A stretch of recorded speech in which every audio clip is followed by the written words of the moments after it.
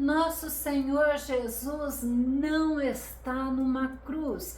Ele não está no túmulo, pois ele ressuscitou e está poderosamente vivo. Esse é o estudo de número 1250 aqui do nosso canal Jaboque Vamos Orar. Você é muito bem-vindo a mais este estudo.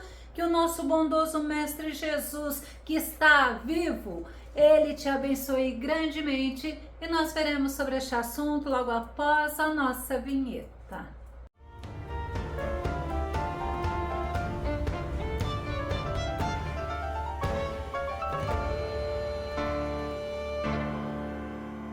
Nosso Jesus, ele deu a sua vida por amor a nós e para nos resgatar.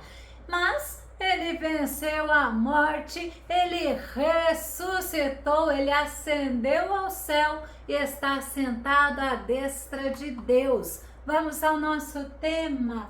Jesus está poderosamente vivo. Nosso texto base está no livro de Atos, capítulo 3, verso 15, que diz: Vós mataste o autor da vida, a quem Deus ressuscitou dentre os mortos, e nós somos testemunhas deste fato. Pedro e João estavam subindo ao templo para orar. Lá na porta do templo, às 3 horas da tarde, eles foram interrompidos por um coxo que fez a eles um pedido. Atos capítulo 3, verso 2 e verso 3 diz: E aconteceu que um homem aleijado de nascença estava sendo carregado para um dos portões do templo, para o chamado Portão Formosa.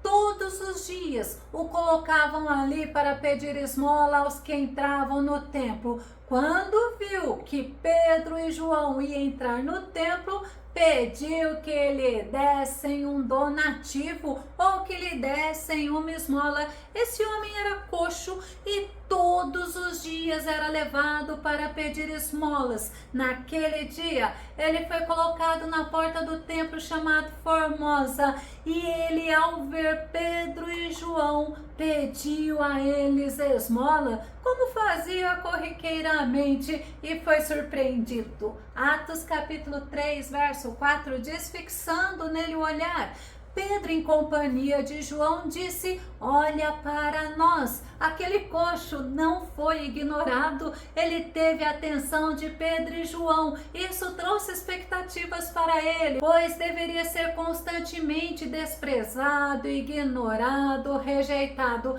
Mas naquela tarde, algo novo aconteceu e imediatamente ele olhou para eles. Atos capítulo 3, verso 5 diz: e o homem olhou para eles com atenção, na expectativa de receber deles alguma ajuda. Expectativa é esperança. Aquele coxo estava com esperança de receber esmola, mas o que Deus tinha preparado para ele naquele momento era maior, era muito melhor. Atos capítulo 3, verso 6, então afirmou-lhe Pedro: não possuo prata nem ouro, mas o que tenho, isto te dou. Em o nome de Jesus Cristo Nazareno, ergue-te e anda. Pedro afirmou que era no nome de Jesus, o nome que tem todo o poder, que era para aquele homem se levantar e andar. Ele deu àquele coxo muito mais do que esmolas, ele deu a cura no nome de Jesus, o nome que é sobre todo nome, o nome que tem todo o poder no céu e na terra, conforme a Bíblia nos ensina.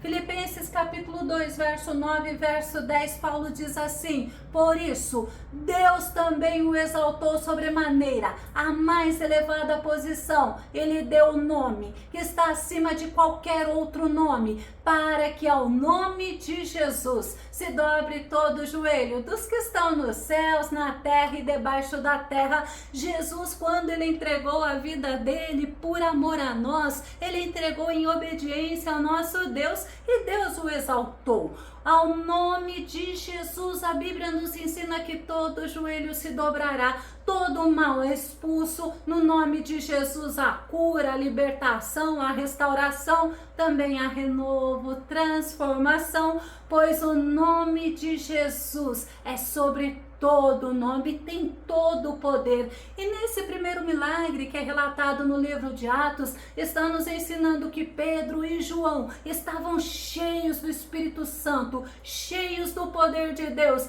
e eles ousadamente pela fé agiram. Atos capítulo 3, verso 7, e segurando-o pela mão direita, ajudou-o a levantar-se, e naquele mesmo instante os pés e tornozelos do homem ficaram firmes. Aquele homem ficou curado no nome de Jesus. Aquele homem saltou, andou e louvou ao nosso Deus. O nosso Deus, ele ressuscitou a Jesus, e Jesus está poderosamente vivo, agindo a favor do seu povo. Esse milagre trouxe surpresa, mas também trouxe espanto para as pessoas que conheciam aquele que antes era coxo, e todos ficaram maravilhados. Pedro aproveitou aquela oportunidade e falou de Jesus, falou das boas novas de salvação.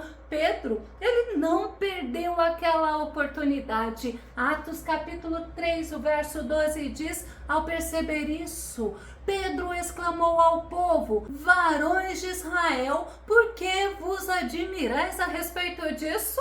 Porque estáis olhando para nós como se tivéssemos feito este homem andar por nosso próprio poder ou santidade? Pedro não queria glória para ele, mas aproveitou para falar de Jesus, quem era Jesus, para falar sobre o cumprimento das Escrituras sobre o Messias, tão desejado por Israel, e ainda mais o que eles tinham feito. Vamos ver em Atos capítulo 3, verso 13, diz: o Deus de Abraão, de Isaac e de Jacó, o Deus dos nossos antepassados, glorificou a seu servo Jesus, a quem vós entregastes para ser morto, e diante de Pilatos o rejeitastes quando este havia decidido soltá-lo. Pedro, ele não se intimidou, ele disse que eles tinham rejeitado o Filho do Deus Altíssimo, mas o Deus dos patriarcas Abraão, Isaac e Jacó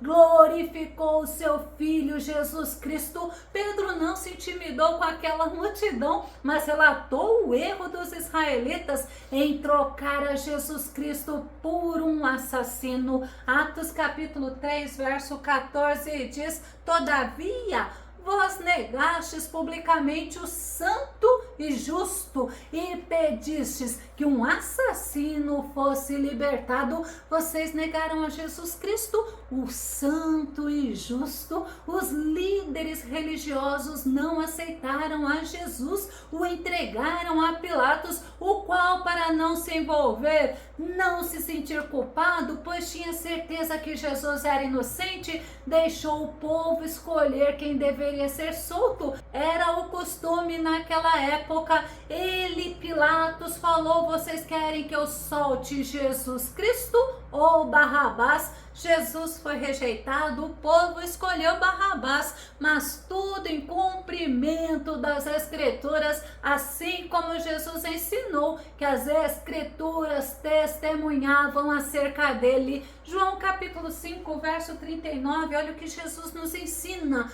vós examinais criteriosamente as Escrituras, porque julgais ter nelas a vida eterna, e são elas mesmas que testemunham acerca de mim. Eu já ouvi pessoas dizerem que o Antigo Testamento não é importante, mas é um grande erro, você concorda? Por quê? Porque as Escrituras testificam de Jesus. De Gênesis a Apocalipse, o centro da nossa Bíblia é Jesus Cristo. Toda a Escritura, ela é importante para nós, não devemos ignorar nenhuma parte dela. Segundo Timóteo capítulo 3, verso 16 e verso 17 diz: toda a Escritura é inspirada por Deus e proveitosa para ministrar a verdade, para repreender o mal, para corrigir os erros e para ensinar a maneira certa de viver, a fim de que todo homem de Deus tenha capacidade e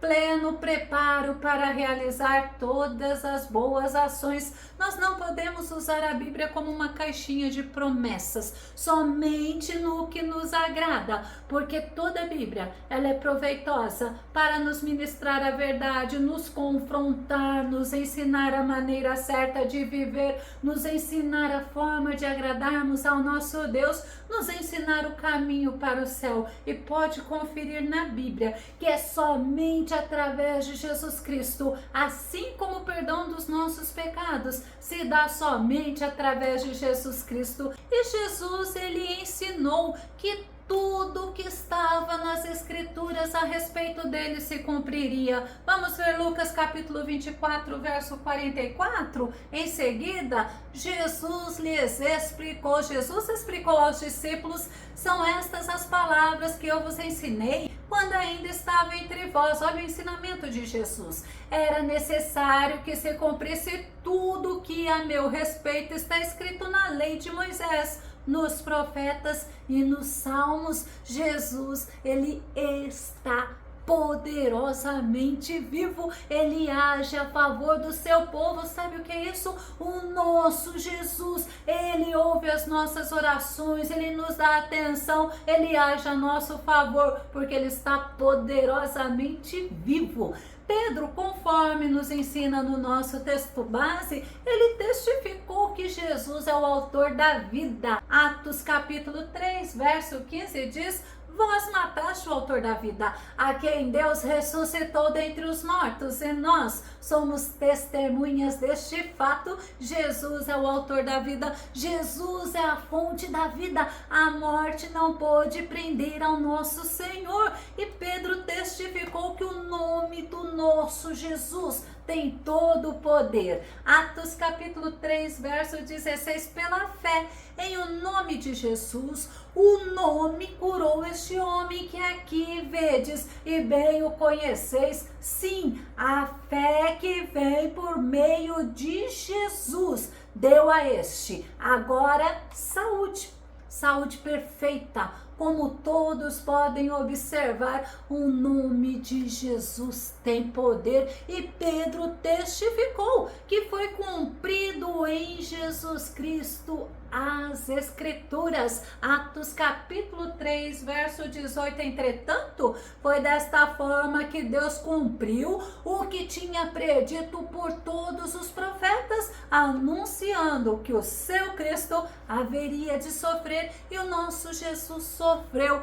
O nosso Jesus deu a vida dele, ele morreu, mas ele ressuscitou. Vamos ver Jesus falando em João 10, o verso 11, o verso 18, que ele daria a vida dele. Vamos conferir então? João capítulo 10, verso 11 e verso 18. Eu sou o bom pastor dá sua vida pelas ovelhas. Ninguém a tira de mim, antes eu entrego de espontânea vontade. Tenho poder para entregá-la e poder para retomá-la. Esse é o mandamento que recebi de meu Pai. Então, nosso Jesus deu a vida dele por amor a nós. Ele se sacrificou uma única vez.